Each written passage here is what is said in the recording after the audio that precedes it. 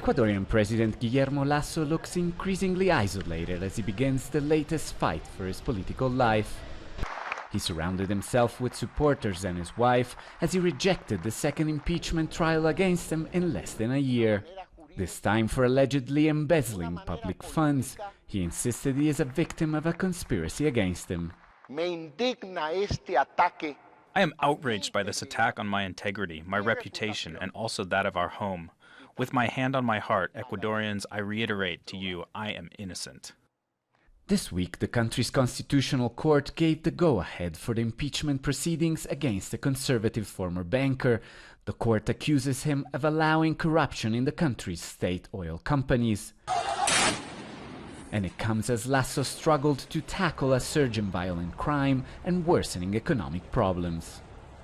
He now faces a vote in a hostile Congress and abysmal approval ratings. Even conservative observers in the country say it has become increasingly hard for any political sector to defend him. This impeachment trial is happening after Lasso suffered heavy defeats in local elections and in a referendum last month. Among a worsening security crisis, there is also a crisis in the health system. And I think the generalized discontent might play a role in pushing legislators to make a political decision more than a simple judicial one. The National Assembly has up to 45 days to investigate the charges. Ousting Lasso will require 92 of the Assembly's 137 votes.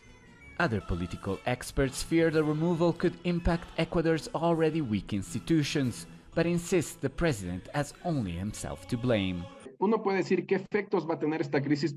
could worry about the economic and social effects that this political crisis could have in Ecuador.